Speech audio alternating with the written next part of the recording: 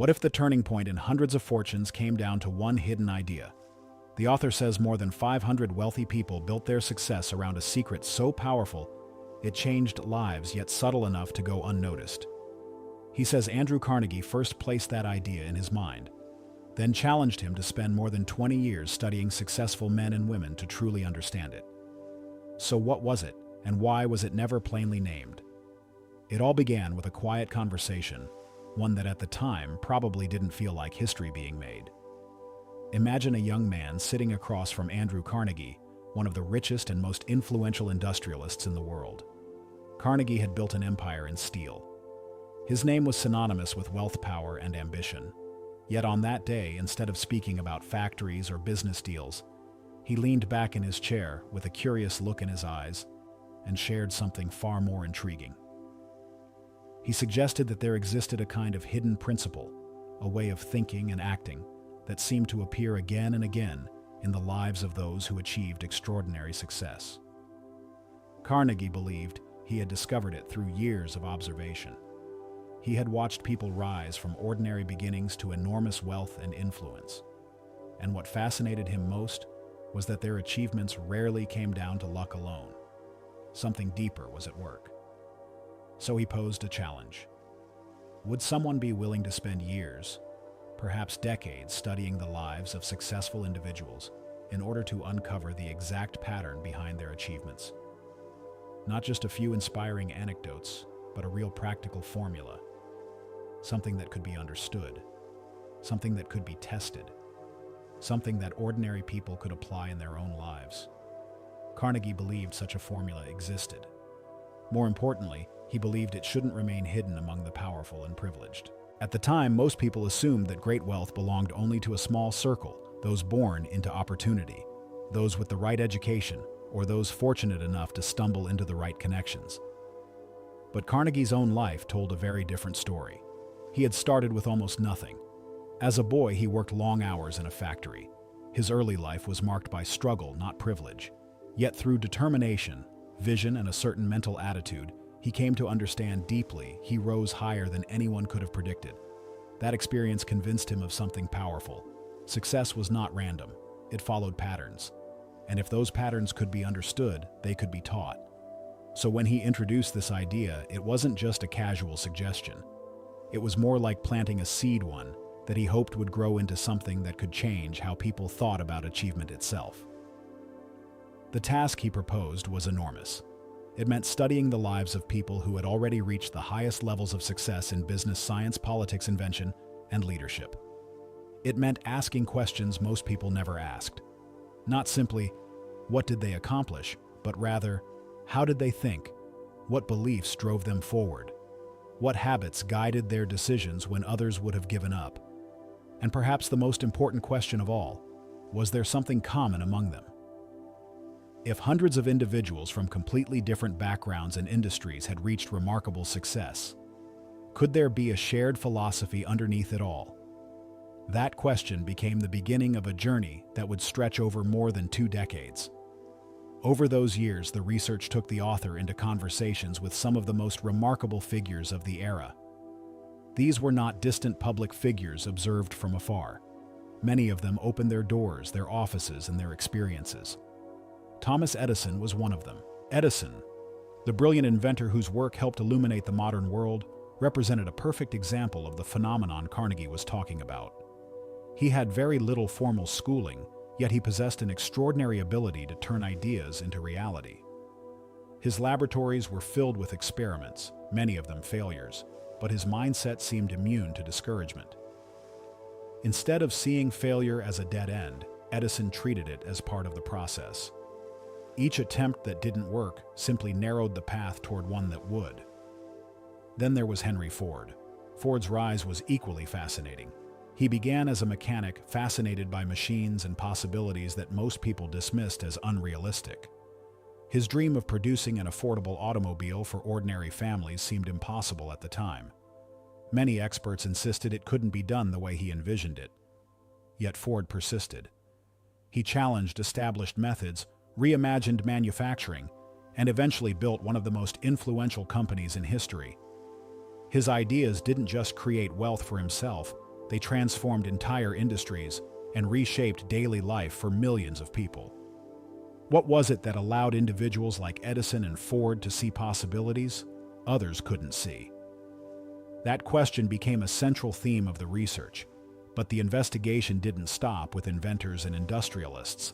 The study expanded to include leaders, entrepreneurs, financiers, and innovators across many different fields. Some had risen from poverty. Others had faced enormous setbacks before finding their path. Yet despite their different stories, certain similarities began to emerge. Again and again, the same patterns appeared. These individuals seemed to possess a particular way of thinking about goals, opportunity, and effort. They approached obstacles differently. Where others saw limits, they saw problems waiting to be solved. Where others hesitated, they committed themselves fully.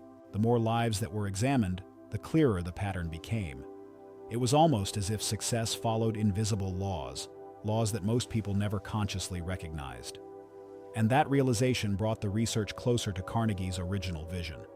Because Carnegie had never believed the secret belonged only to wealthy elites. Quite the opposite.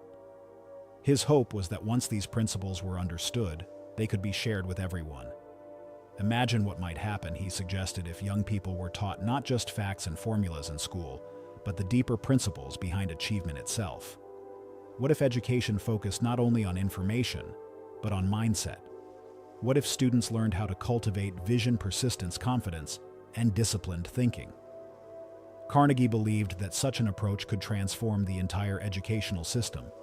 In fact, he once expressed the bold opinion that if the right philosophy of success were properly taught, the amount of time required in school could be dramatically reduced. Instead of spending years memorizing information that might never be used, students could focus on developing the qualities that actually lead to accomplishment. To some people, that idea sounded radical, but Carnegie had witnessed something powerful in his own businesses. Time after time, he had hired young men with little formal education. Many of them lacked impressive academic credentials. Yet with guidance and exposure to the right principles, they grew into remarkable leaders. Some of them went on to build fortunes of their own. Their success reinforced Carnegie's belief that the real key to achievement wasn't simply schooling, it was understanding how to think. That belief became the foundation of the long research effort. Year after year, more stories were collected. More experiences were analyzed. Patterns were compared and tested against real results. The goal was never to create empty motivation or vague inspiration. The goal was something far more practical. To identify a repeatable philosophy of success, a method, a set of principles that anyone regardless of background could learn and apply. And that idea alone was revolutionary, because it challenged one of the most common assumptions about success, the belief that only certain people are destined for it. The research suggested something very different. It suggested that achievement grows from ideas, beliefs, and habits that can be developed over time, which means the door to opportunity is far wider than most people imagine. For the author, the journey itself became a powerful lesson. Spending more than 20 years studying the lives of successful individuals changes the way you see the world. You begin to notice patterns in decisions, attitudes, and reactions to difficulty. You realize that many of the qualities associated with success are not accidents. They are choices made consistently over time. And slowly, the mysterious idea Carnegie hinted at in that first conversation began to take shape. Not as a single sentence or slogan, but as a philosophy, a way of approaching life that could turn ideas into tangible results. Carnegie's original vision was beginning to come true. The principles behind extraordinary achievement were no longer just scattered clues hidden in individual success stories. They were becoming something clearer, something that could be shared, understood, and tested by anyone willing to explore them. And that realization leads to a question worth pausing on. If the same core ideas appear again and again in the lives of people who rise to the top of their fields, what might happen if those ideas were applied intentionally, not by a handful of famous inventors or industrialists, but by ordinary individuals who simply decide to think differently about what is possible? If Andrew Carnegie's idea had remained only a theory, it would have faded quietly into the background of history. An interesting thought, perhaps, but nothing more than speculation. What made it different, what made it powerful, was that it didn't stay locked inside a single conversation or a single mind. Over time, it was quietly tested in the real world, and not by one or two people, by thousands, across different professions, different circumstances, different ambitions. Some applied it while building businesses. Others used it to transform careers. A few used it to shape political influence, education, or even the harmony of their own homes. The details of their lives were different, yet something strangely consistent began to appear in the results. Again and again, those who seemed to grasp this hidden principle found themselves moving forward in ways that others could not easily explain. What makes the story even more intriguing is that the principle itself was never handed to them in a neat definition. It wasn't presented like a formula in a textbook. Instead, it appeared gradually, almost quietly revealed through experience, through observation, through the lives of people who unknowingly demonstrated it. In fact, the author makes a curious point. He says the secret is mentioned many times throughout the narrative, but it is never directly named. That might sound strange at first. Why not simply state it plainly? Why not reveal it immediately so everyone can apply it? The answer he suggests lies in the nature of the idea itself. Some truths only become meaningful when a person recognizes them for themselves. And so the secret is placed in plain sight throughout the stories, waiting for those who are ready to notice it. You might encounter it in one chapter, or in another, or perhaps suddenly realize it only after hearing several different stories that all point toward the same underlying pattern. That approach might feel unusual, but the results it produced are anything but ordinary. Take Charles M. Schwab, for example. Long before he became known as one of the most influential figures in American industry, Schwab was a young man working under Andrew Carnegie. He didn't begin with extraordinary wealth or privilege. What he possessed instead was something less visible but far more powerful. Carnegie recognized it almost immediately. Schwab had an ability to inspire people to lead with enthusiasm and to act with bold confidence in the face of opportunity. That mindset propelled him forward with remarkable speed. He rose through the ranks of Carnegie's organization and eventually played a central role in one of the largest financial undertakings of the era. When the United States Steel Corporation was formed, Schwab's influence helped shape the deal that brought together vast industrial resources under one organization. The value of that achievement was staggering. The single application of the principle Carnegie believed in, the same mysterious idea, was estimated to have created hundreds of millions of dollars in value during that era. In modern terms, the figure would translate into tens of billions. But the money itself wasn't the most fascinating part. What truly captured Carnegie's attention was how that success came about. It wasn't the result of blind luck. It wasn't the result of secret financial manipulation. It emerged from a certain way of thinking, a certain attitude toward possibility and leadership, the same underlying force that Carnegie had hinted at years earlier. And Schwab was only one example. Another story unfolded in Cincinnati involving a businessman named Arthur Nash. At one point, Nash's tailoring business was on the edge of collapse. The company was drowning in financial difficulty. Orders were declining, morale was low, and the future looked bleak. Many people in his position would have accepted defeat, closed the doors, and moved on. But Nash did something different. Instead of surrendering to the circumstances, he decided to experiment with the philosophy behind Carnegie's secret. He treated his struggling business almost like a laboratory, an opportunity to test whether this invisible principle could truly transform outcomes. What happened next surprised nearly everyone. Gradually, the failing business began to revive. Relationships with employees improved. Productivity increased. Confidence returned. The organization that once seemed doomed suddenly began to thrive again. Before long, the company was not only surviving, it was prospering. The transformation was so unusual that newspapers and magazines across the country began writing about it. The story spread widely, attracting enormous attention. Some estimates suggested that the publicity surrounding the experiment was worth over $1 million at the time, a staggering amount for that era. But once again, the deeper question lingered. What had actually caused the change? The explanation always seemed to trace back to the same invisible source, the same secret. And then there were individuals who used the principle not to build businesses but to shape their careers and personal destinies. One example was a man named Stuart Austin Wire from Dallas, Texas. When The Secret was introduced to him, he didn't simply treat it as an interesting idea. Instead, he reorganized his life around it. He abandoned his existing profession and chose a completely different path law. It was a bold decision, one that required faith in his own potential. Yet he moved forward with determination, guided by the conviction that the principles he had learned would lead somewhere meaningful. Whether success would follow remained uncertain at the beginning, but the pattern repeated itself once again.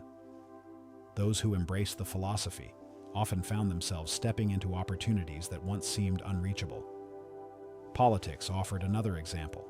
The author describes giving the secret to a young graduate named Jennings Randolph on the day he finished college. Randolph carried the idea with him into public life and eventually rose through the ranks of American politics, serving multiple terms in Congress. The principle continued guiding his decisions and ambitions long after that first introduction. Elsewhere in the world of education, another figure demonstrated its influence. J.G. Chapline, who served as president of LaSalle Extension University, applied the philosophy with such effectiveness that the institution grew from a modest operation into one of the most respected extension schools in the country. Different fields, different personalities, different circumstances. Yet beneath all these stories, the same quiet force appeared again and again. That pattern fascinated Carnegie from the very beginning. He believed the principle worked because it aligned with something fundamental about human nature, something deeper than technique or strategy, something rooted in the way people think. And he insisted that it was available to anyone who was truly ready to understand it. Readiness in this context didn't mean intelligence alone. It didn't depend on formal education or social status. In fact, many of the individuals who demonstrated the principle most powerfully had very little schooling at all. Thomas Edison himself had barely 3 months of formal education. Yet through the intelligent use of the same mysterious idea, he became one of the most influential inventors in history. That reality challenges one of society's most common assumptions. We often imagine that education alone guarantees success. But Carnegie's observations suggested something more complex. Education can provide knowledge, certainly, but knowledge by itself does not automatically produce achievement. What matters more is how that knowledge is directed, how ideas are applied, how belief and determination shape action.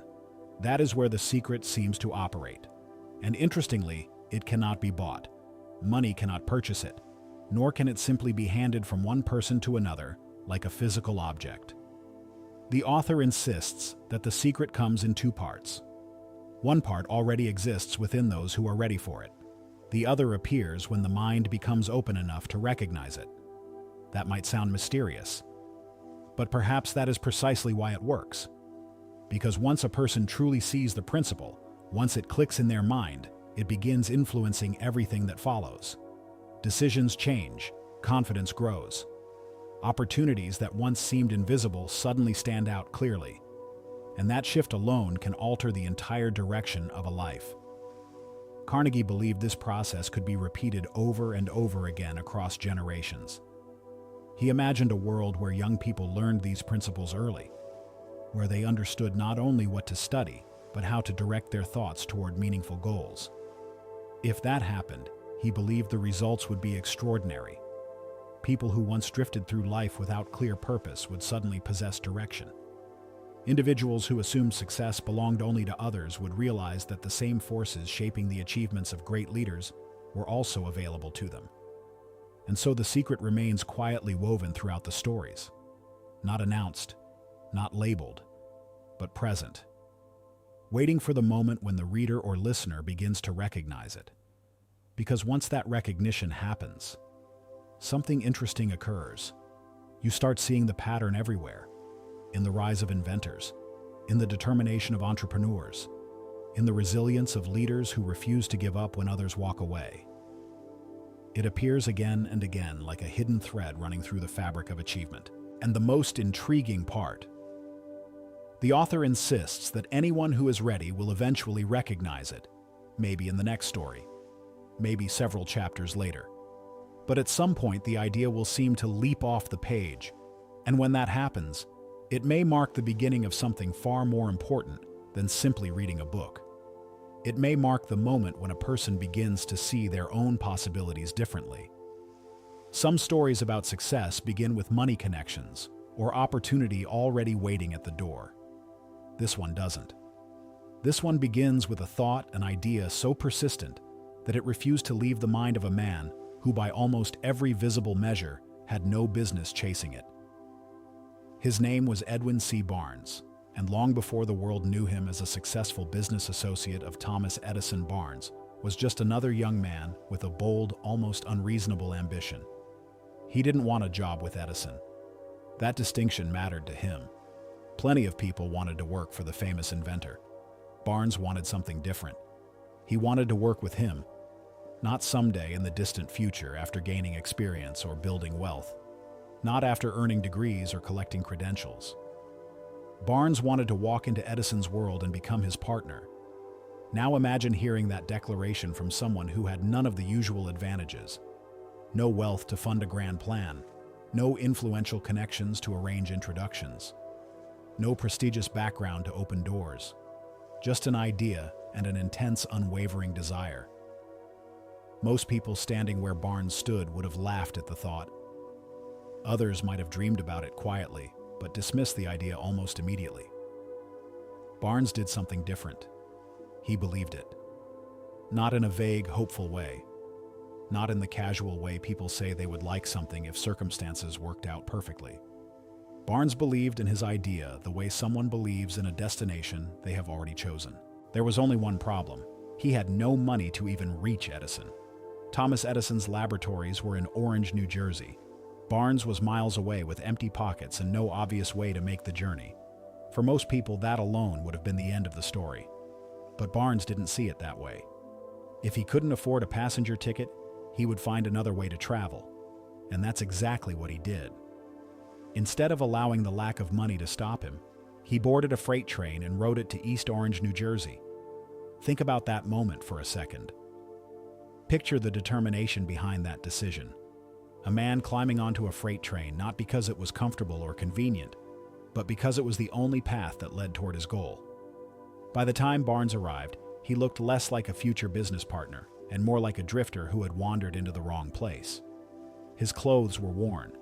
His appearance gave no hint of the ambition burning behind his eyes. But that ambition was very real. He walked straight into Edison's laboratory and announced that he had come to go into business with Thomas Edison. Now imagine the scene from Edison's perspective. The famous inventor had seen thousands of people come and go. Inventors, businessmen, dreamers, salesmen. Yet standing before him was this unknown young man making a claim that sounded on the surface completely unrealistic. Years later, Edison reflected on that first meeting. He admitted that Barnes looked ordinary, perhaps even unimpressive. Nothing about his appearance suggested wealth, education, or influence. And yet, there was something else. Edison said there was a look in Barnes's eyes, a certain expression. The kind of expression you see when someone has already decided what their future will be. It wasn't arrogance, it was certainty. And Edison had spent enough time around ambitious people to recognize the difference between empty confidence and genuine determination. So instead of dismissing the young man outright, Edison decided to give him a chance, not a partnership, not even close. Barnes was offered a small position in Edison's organization. The work was minor, the pay was modest. In fact, the job itself held little importance within the company. But to Barnes, it was everything, because it placed him inside Edison's world. This is where many people misunderstand ambition. They assume the first step toward a goal must look impressive. They imagine success beginning with a dramatic opportunity or a sudden breakthrough. For Barnes, the first step looked almost insignificant. He swept floors, handled routine tasks, did whatever work was available. But in his own mind, nothing had changed.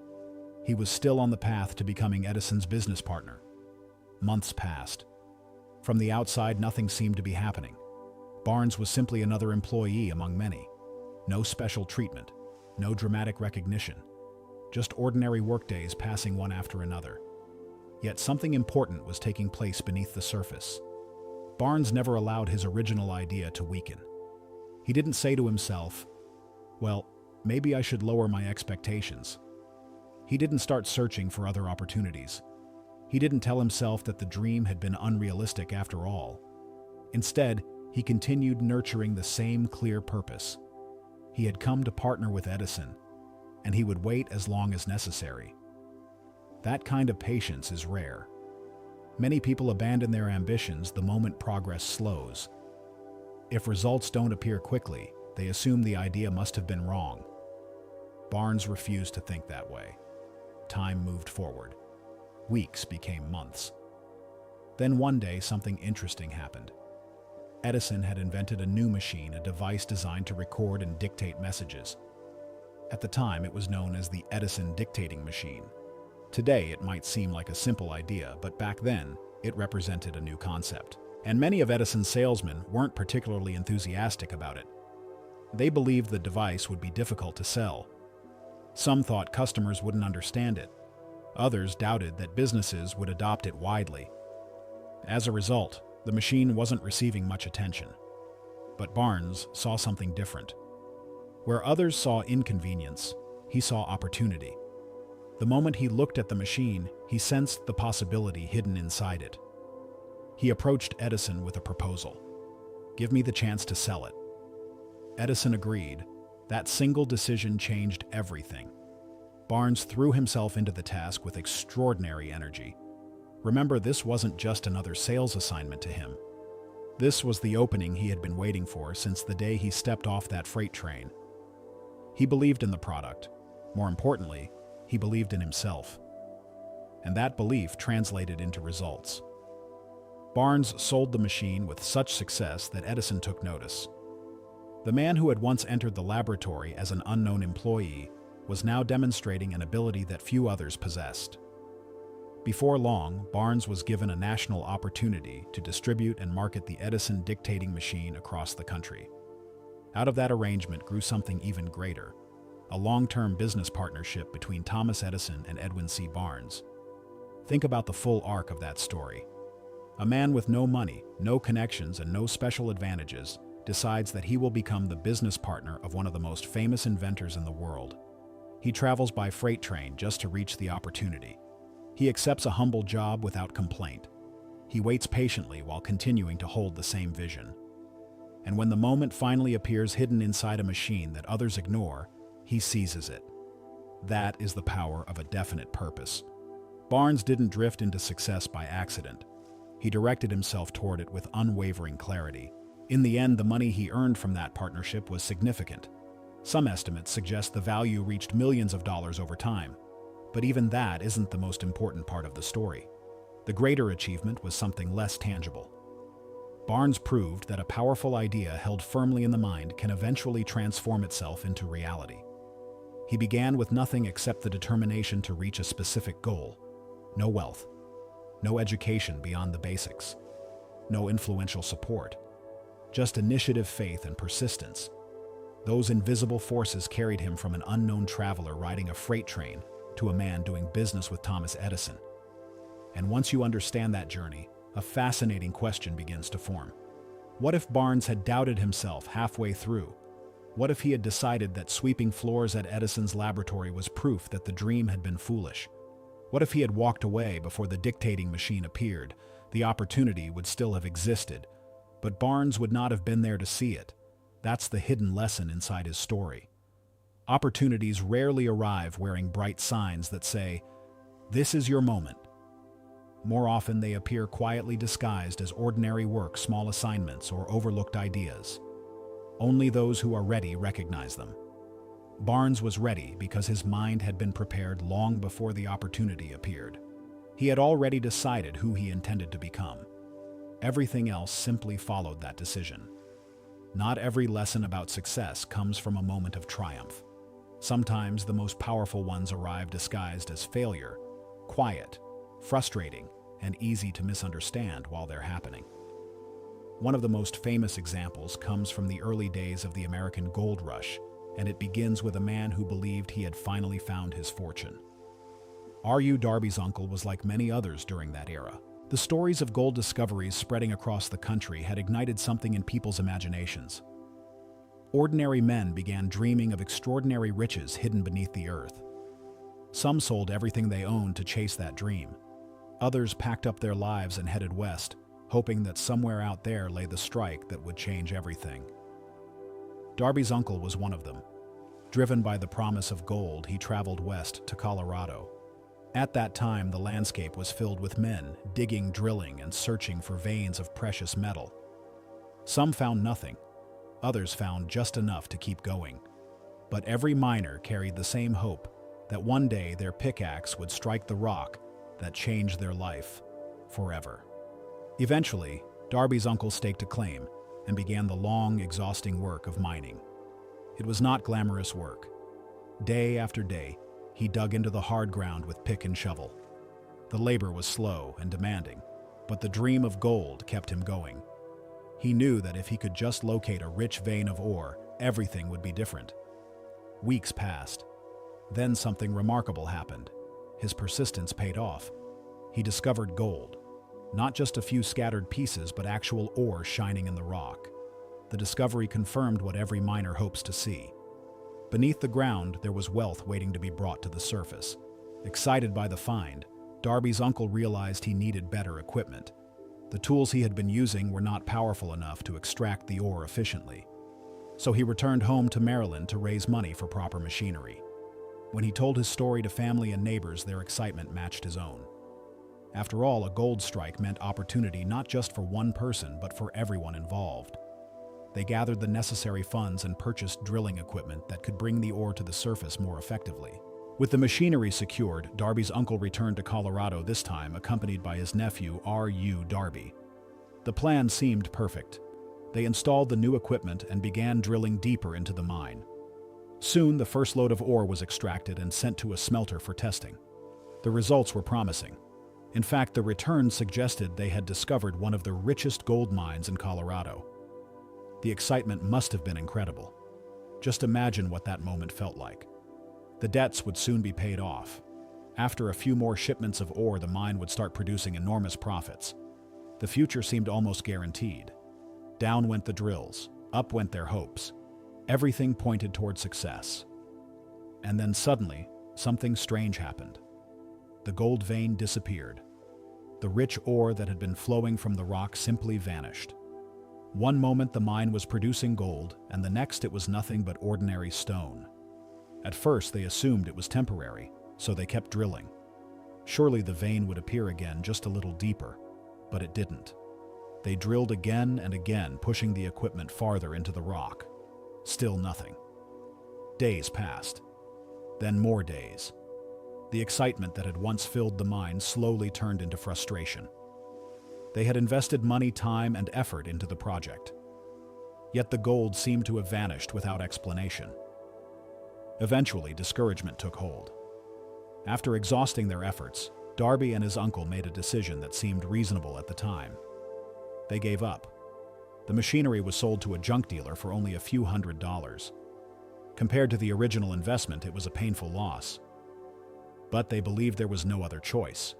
The dream of gold was over, or so they thought. The junk dealer who purchased the equipment turned out to be a little more curious than most people. Before abandoning the mine completely, he decided to consult a mining engineer. Now, this detail is important. The engineer examined the property and studied the geological conditions surrounding the mine. Instead of relying on guesswork, he approached the problem with scientific knowledge about fault lines, the natural shifts in rock formations that often interrupt gold veins underground.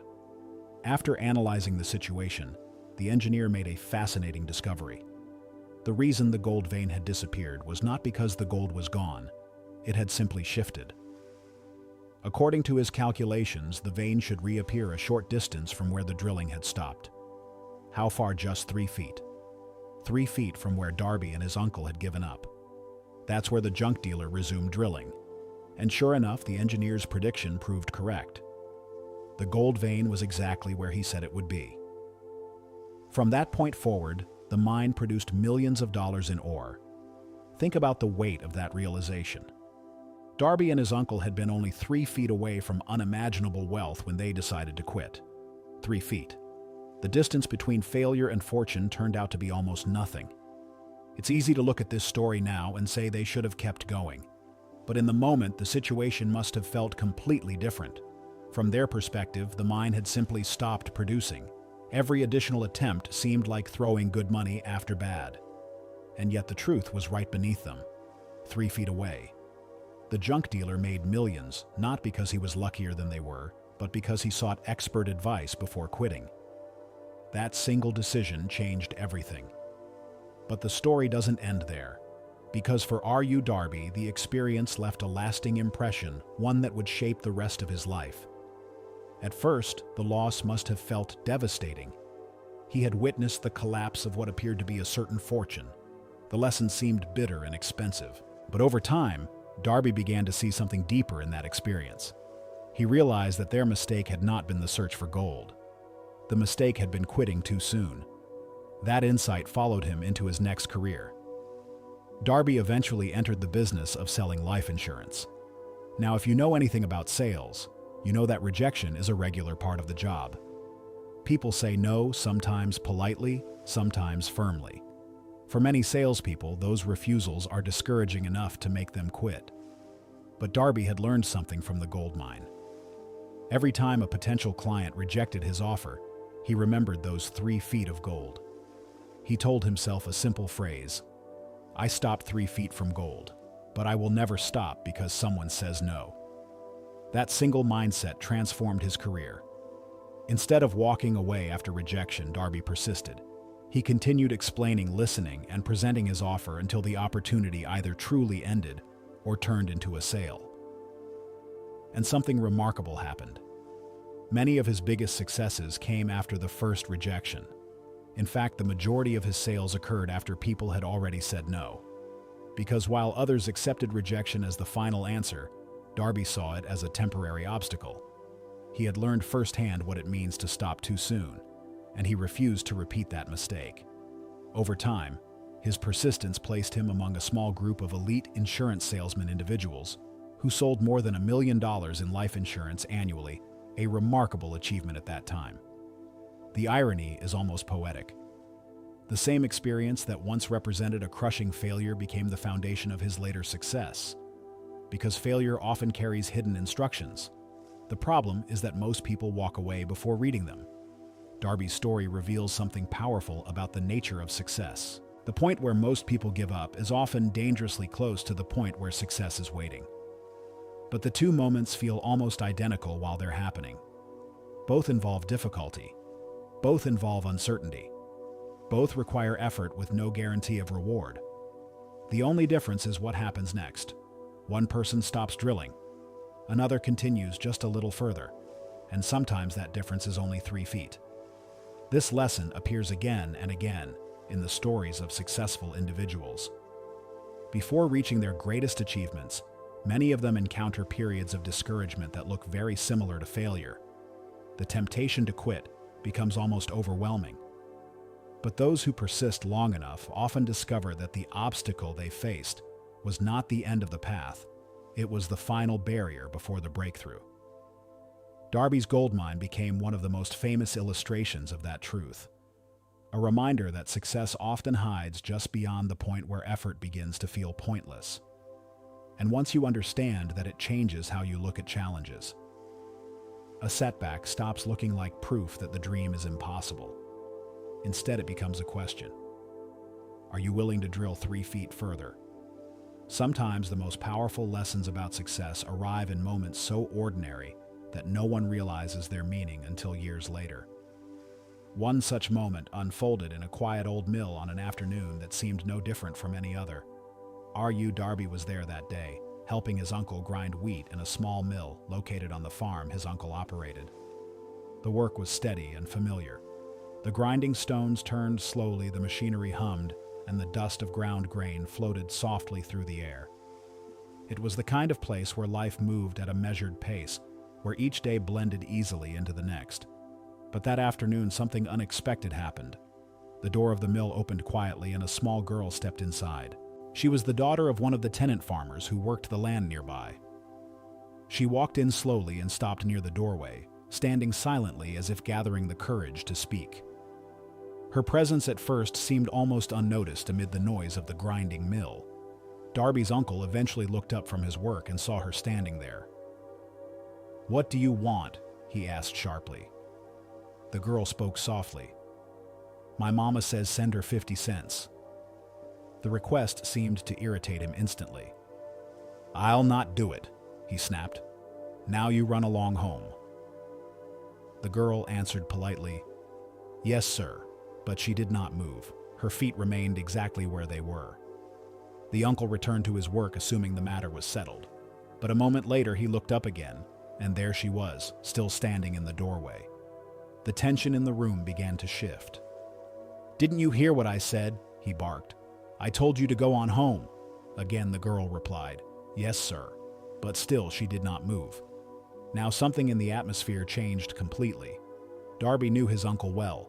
He was a man with a fierce temper, a man not accustomed to being disobeyed. The situation, simple as it seemed, was beginning to test that temper. The uncle dropped the sack of grain he had been handling and picked up a wooden barrel stave lying nearby.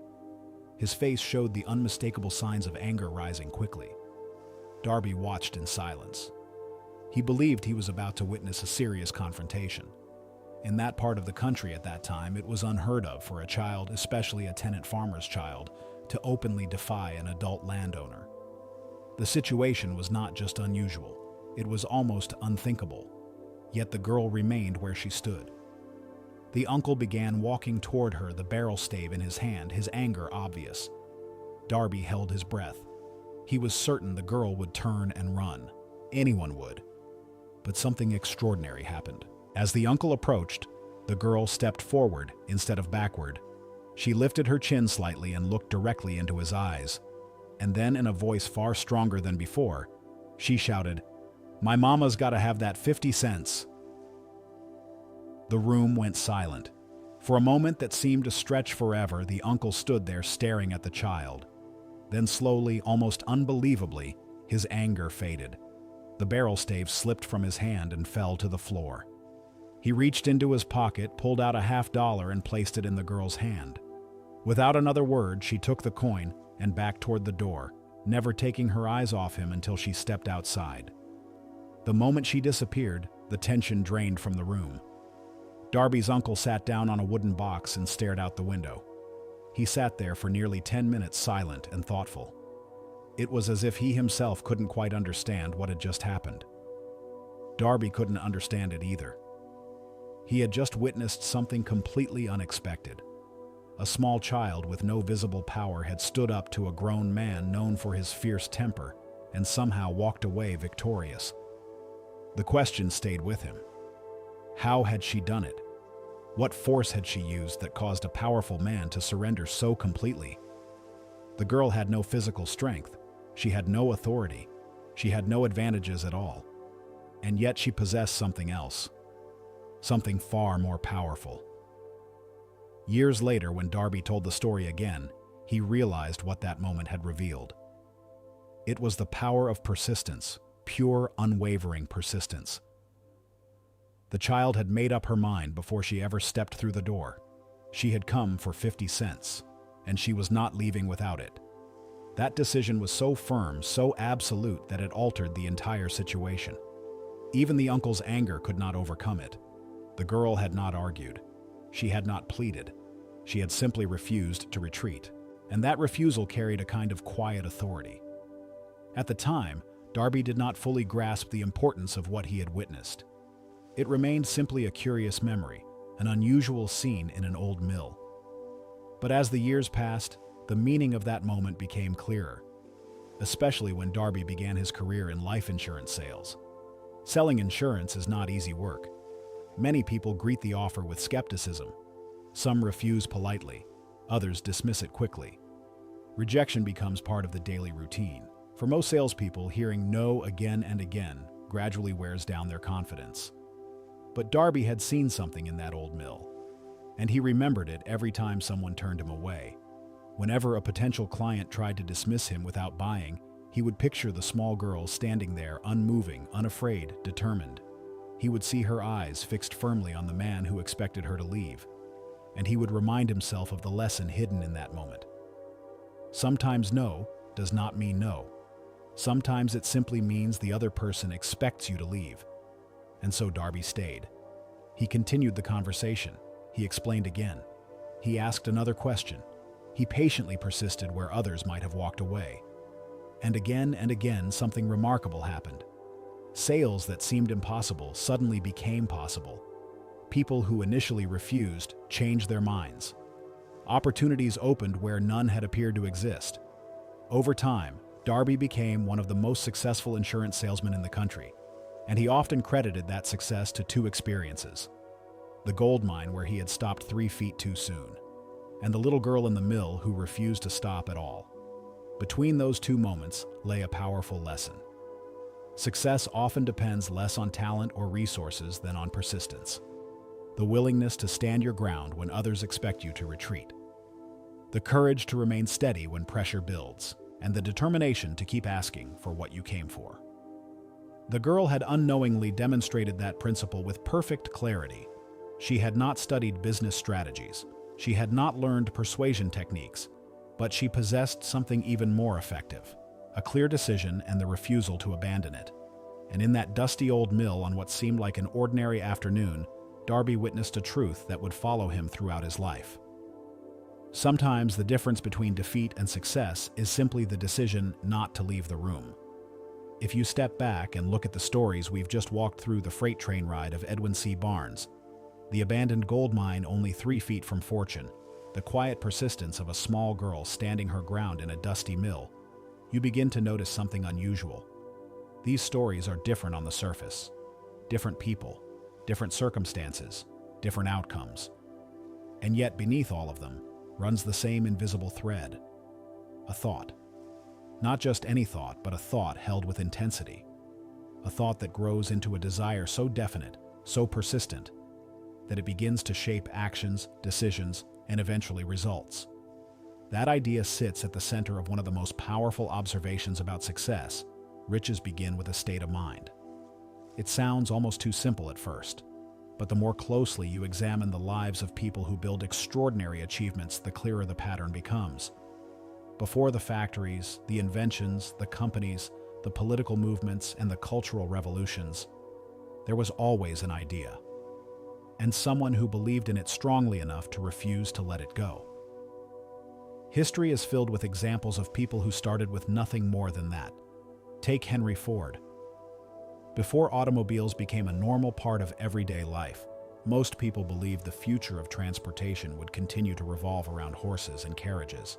The idea of mass-producing affordable automobiles for ordinary families seemed unrealistic to many experts of the time. But Ford didn't see it that way. He imagined something different, a world where machines could replace the horse, where travel could become faster, easier, and accessible to nearly everyone. That vision itself was ambitious. But one particular moment in Ford's story captures the real power of determined thinking. Years after he had already built a successful automobile company, Ford decided to produce a new kind of engine. His idea was to design an engine with 8 cylinders cast together in a single block. Today, that might sound technical, but at the time it presented enormous engineering challenges. Many experts believed the design simply could not be built the way Ford imagined it. Ford's engineers studied the idea carefully. They reviewed the design. They examined the mechanical limitations. And eventually they returned to Ford with a clear conclusion: it couldn't be done. The engineers weren't lazy or incompetent. They were highly trained professionals working with the best knowledge available. From their perspective, the project violated practical engineering limits. But Ford's response was simple: produce it anyway. The engineers went back to work. Months passed, still no solution. They returned again with the same conclusion: impossible. Ford did not argue. He did not deliver a dramatic speech. He simply repeated the same instruction. Go ahead, he said. Stay on the job until you succeed, no matter how long it takes. So they continued. 6 months went by. Then another 6 months. Still no breakthrough. But Ford did not change his mind. Eventually, after long effort and repeated attempts, the engineers found the solution they had believed impossible. The engine was built. That moment reveals something fascinating about the relationship between thought and achievement. Ford's engineers saw the problem through the limits of what had already been done. Ford saw it through the lens of what he believed must eventually be possible. His certainty did not magically solve the engineering challenges, of course. The technical work still had to be done. But his unwavering decision forced the problem to remain alive long enough for a solution to appear. That is often how ideas become reality. The world rarely transforms overnight. Instead, someone first holds an idea in their mind long enough and strongly enough that it begins to reshape effort itself. The same pattern appears again and again throughout history. Every major invention began as a thought. Every industry began as a dream in someone's imagination. Every movement that reshaped society began with a person who saw something that others did not yet see. The Wright brothers imagined that humans could fly. At the time, that idea sounded almost ridiculous to many observers. The sky belonged to birds. Machines were heavy, clumsy, and limited to the ground. Yet the Wright brothers refused to treat that belief as a permanent boundary. They studied flight. They experimented with gliders. They failed repeatedly. But they never abandoned the original thought that had sparked their effort. Eventually, that thought lifted into the air. And once it did, the world changed forever. Or consider Thomas Edison. When Edison set out to develop a practical electric light, he faced countless technical obstacles. Filaments burned out, designs failed, materials refused to cooperate. Thousands of experiments produced nothing that worked reliably. Yet Edison continued. When someone once asked how he managed to endure so many failures, his response was simple: he had not failed thousands of times, he had simply discovered thousands of ways that did not work. That perspective reveals the deeper power of thought. Failure does not look the same when the mind is fixed firmly on a definite purpose. Instead of appearing as a final verdict, it becomes information. Another step closer to the idea becoming real. That is why the philosophy behind success places so much emphasis on desire. Not casual wishing, not vague hope, but a definite desire backed by belief. Wishing for something rarely produces results. Almost everyone wishes for wealth, comfort, recognition, or opportunity at some point.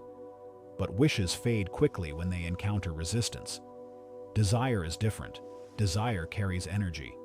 It pushes a person to search for solutions, to learn new skills, to continue when others walk away. And when that desire becomes focused on a clear purpose, it begins to organize effort in powerful ways.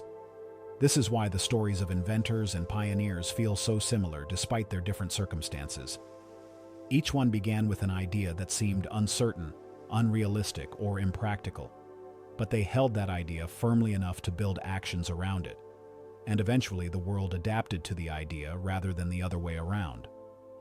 Riches, according to this philosophy, follow the same principle. They begin not in a bank account, but in the mind. A person first decides what they want. Then they hold that desire clearly and persistently. From that point forward, their actions begin aligning with the goal. Plans form. Opportunities appear. Obstacles become problems to solve rather than signals to stop. The process is rarely smooth. Every dreamer encounters doubt both from others and from within themselves.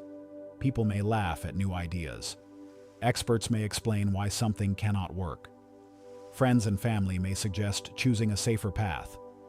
But the individuals who ultimately succeed share one common habit.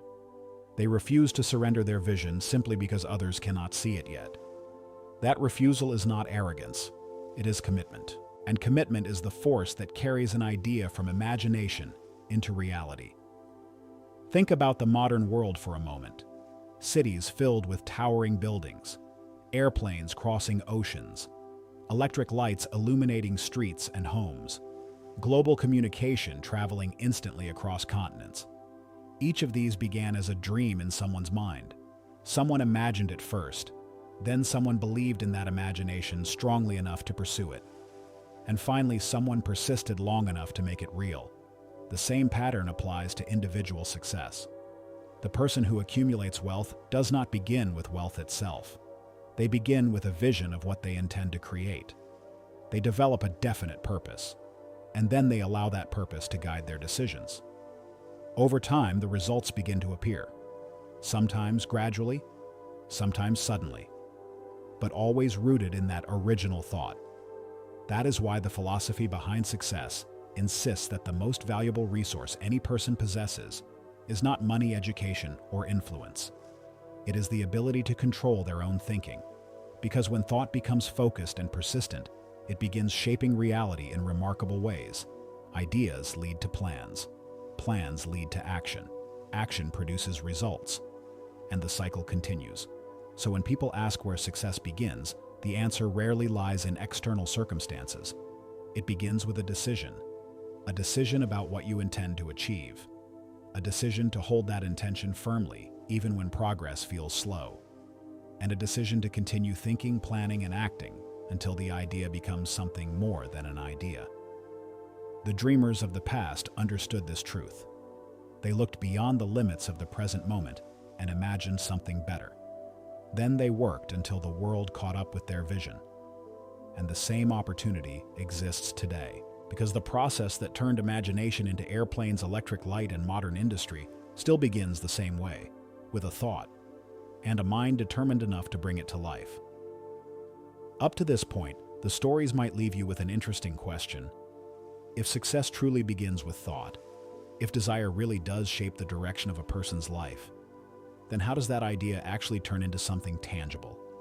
How does a thought become money in a bank account, a business built from nothing, or a dream that suddenly feels real? Because thinking alone isn't enough. Plenty of people wish for wealth. Plenty of people imagine success. But wishing and imagining by themselves rarely produce results. Something more is required, a bridge between desire and action. That bridge is a method. And according to the philosophy behind these stories, there is a very specific way to build it.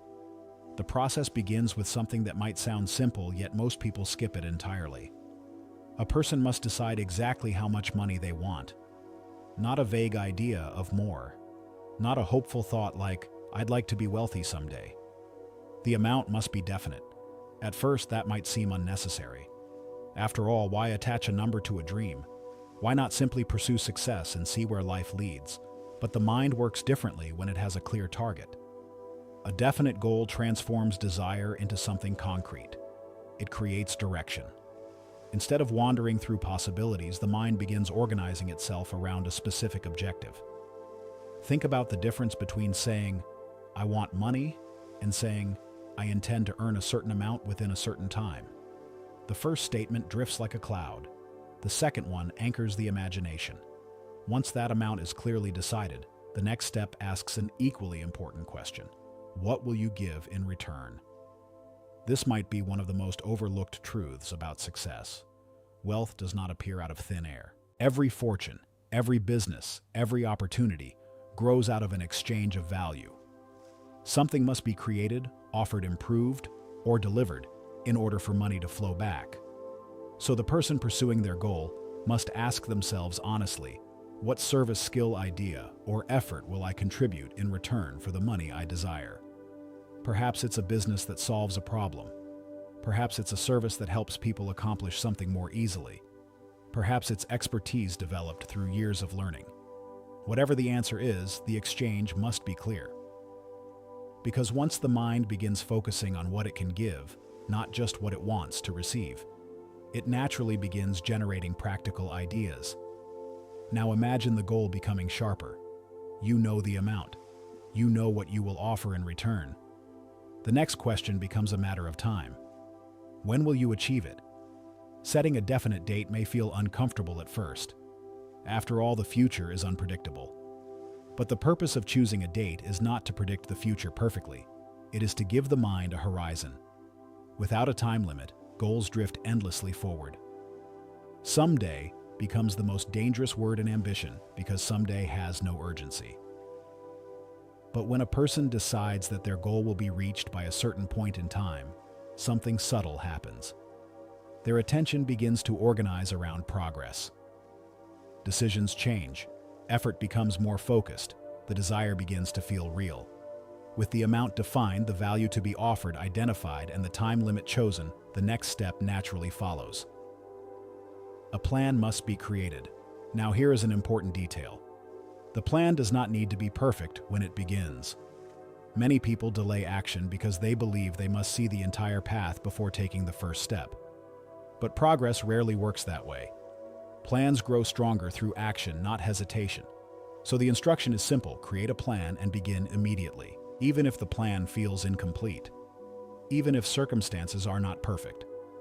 Movement itself begins shaping the path forward. Each step reveals new opportunities, new challenges, new information that makes the next step clearer. The desire that once existed only in thought now begins interacting with the real world. But the method doesn't stop there, because the next step brings the goal even deeper into the mind. Everything that has been decided, the exact amount of money, the deadline, what will be given in return, and the plan for achieving it must be written down, not casually, not vaguely, but clearly and directly. A statement describing exactly what you intend to accomplish. Writing has a unique power in shaping thought. It forces clarity. It transforms abstract ideas into something visible and permanent. Once the statement exists on paper, the goal is no longer floating somewhere in imagination. It becomes a declaration, a commitment, and then comes perhaps the most unusual step in the entire process. The statement must be read aloud, twice every day. Once at night before going to sleep, and once again in the morning after waking. But the reading itself is not mechanical. It must be done with belief. As the words are spoken, the person is instructed to imagine themselves already in possession of the money they seek, to feel it as though it were real, to see the result clearly in their mind. At first, this might feel strange. Some people may even find it difficult. After all, the mind often resists believing something that has not yet appeared in physical reality. But this is precisely where intense desire begins to play its role. When the goal matters deeply enough, belief grows naturally. And belief has a powerful influence on behavior. A person who truly believes they will succeed approaches challenges differently than someone who doubts their chances. They persist longer. They search harder for solutions. They notice opportunities others overlook. Over time, the repeated reading of that written statement does something remarkable. It saturates the mind with the idea. The goal becomes familiar. The imagination becomes comfortable with it. And slowly, almost quietly, the mind begins shaping daily decisions around that vision. This process is what transforms desire into something far more powerful than wishful thinking. It becomes a driving force. And that force begins influencing everything from how time is used to which opportunities receive attention. Some people may question whether such a simple method could truly influence financial success, but the idea behind it has been echoed by countless achievers throughout history. Before every great accomplishment, there was a moment when someone decided exactly what they wanted. They envisioned it clearly, they believed it was possible, and they acted with persistence until it appeared. The 6 steps simply organize that process deliberately. They turn vague ambition into a structured mental habit, a habit that keeps the mind aligned with a single purpose. And when purpose becomes steady enough, action follows naturally. That is why the philosophy insists that riches begin not with luck, but with a state of mind. A mind focused on a definite goal. A mind convinced that the goal is achievable, and a mind willing to act daily in support of that belief. Once that alignment exists, the path forward begins revealing itself step by step, sometimes slowly, sometimes unexpectedly, but always starting with the same foundation: a clear desire, supported by belief, and strengthened by consistent action.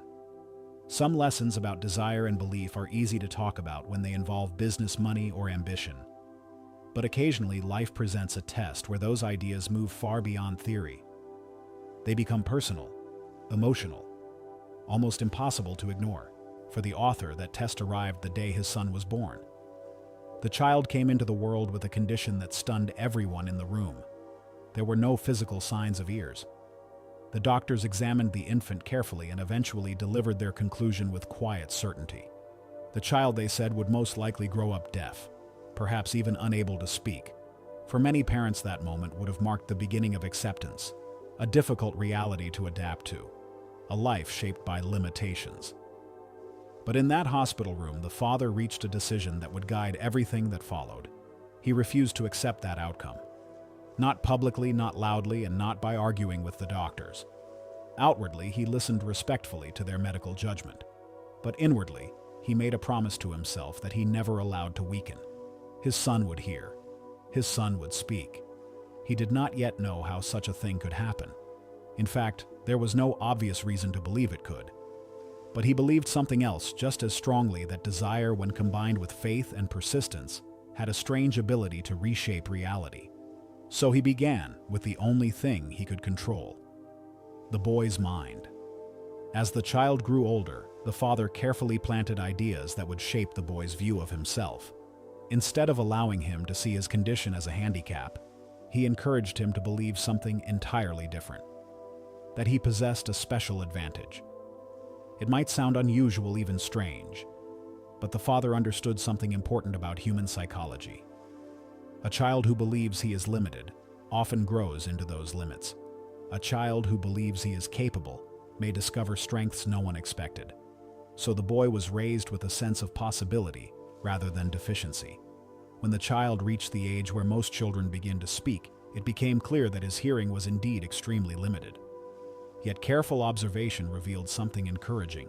He could hear faint sounds, not clearly, not easily, but enough to suggest that somewhere inside his brain the ability to process sound still existed. That small discovery was enough to strengthen the father's determination. From that moment forward, he worked constantly to nurture the boy's desire to hear and speak.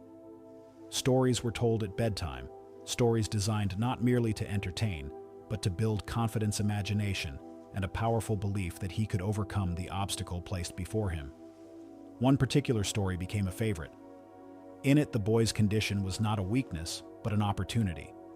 The story suggested that because of his unusual situation, teachers would pay closer attention to him. People would treat him with kindness and encouragement. In other words, the supposed disadvantage could become a source of strength. At the same time, the father watched for any practical way to stimulate the child's hearing. Then one day, something remarkable happened. The family purchased a phonograph, a music player. The moment the boy heard the music, something inside him came alive. He became fascinated with the sound. He played the records repeatedly, standing close to the machine, sometimes pressing his teeth against the wooden case as the music vibrated through it. At the time, no one fully understood why he was doing this. Years later, the explanation became clear. The vibrations from the music were traveling through the bones of his skull, allowing the sound to reach his brain through a process known as bone conduction. Without realizing it, the boy had discovered a pathway to hearing. This discovery gave the father a new way to communicate with him. By speaking close to the child's head and allowing the vibrations of his voice to travel through bone, the boy could detect certain sounds. It wasn't perfect hearing, but it was progress, and progress was enough. The father intensified his efforts. Through constant encouragement, storytelling, and practice, he continued strengthening the boy's belief that he could live a normal life. Over time, the boy began attempting to speak. His progress was slow, but each small improvement confirmed that the effort was worthwhile. Meanwhile, the boy developed a spirit of independence that surprised even his parents. One day, when he was still quite young, he asked for permission to sell newspapers on the street, like other boys in the neighborhood. His mother refused, worried that his hearing condition might make the busy streets dangerous. But the boy had already absorbed the lesson his father had quietly taught him. If he wanted something, he would find a way. One afternoon, while the family was away, he climbed out of the kitchen window and went into town on his own. He borrowed a small amount of money, bought several newspapers, and began selling them. By the end of the day, he had not only repaid the borrowed money, but earned a profit. When his parents discovered what he had done, his mother was frightened by the risk he had taken. But his father saw something different. He saw proof that the boy believed in himself. That belief would continue to shape the boy's life as he grew older. Despite his hearing limitations, he attended regular schools rather than institutions designed for the deaf. The family insisted that he live and learn alongside other children. It was not easy. Teachers often had to speak loudly or stand close to him for him to understand. But the boy persevered. Years passed. He graduated from high school, then from college. Still, his hearing remained limited. Then, during his final week of college, something unexpected happened. He was given the opportunity to test a new electrical hearing device. At first, he hesitated. Previous devices had failed to help him, and he feared another disappointment. But eventually, curiosity persuaded him to try. He placed the device on his head and connected the battery. And suddenly, the world changed. For the first time in his life, he could hear clearly. Voices, sounds, conversations. Even the simple noise of everyday life became something entirely new. The transformation was overwhelming. He immediately called his mother on the telephone and heard her voice distinctly. Soon afterward, he attended his classes and realized he could understand his professors without difficulty. The barrier that had shaped his entire childhood had finally lifted. But the story did not end there. The experience sparked a powerful idea in the young man's mind. If this device had changed his world so dramatically, how many others might be living in silence without realizing that help was possible? That question led him to contact the manufacturer of the hearing device, describing his experience in a letter filled with excitement and gratitude. Something in his story caught the company's attention. They invited him to visit their offices. During that visit, the young man realized something important. His personal journey, his struggle, his determination, and his eventual discovery could become a message of hope for thousands of others who suffered from hearing loss. He decided to devote himself to helping them. Before long, he began working with the company, sharing his story, and helping develop ways to reach people who might benefit from the technology. The very condition that doctors once believed would limit his life became the foundation of his purpose. Through his work, countless individuals who had lived in silence were introduced to the possibility of hearing again. Looking back on the journey, the father recognized something profound. The turning point had not been technology alone. It had begun years earlier with a decision, a refusal to accept defeat, a determination to fill a child's mind with belief rather than limitation. Desire strengthened by faith and reinforced by years of persistent effort had quietly reshaped the boy's future. And in doing so, it had also created a path for helping others. The story stands as a powerful reminder that even the most discouraging circumstances may contain the seeds of transformation. Sometimes all it takes is one person who refuses to accept the limits placed before them, and who believes strongly enough to imagine something better.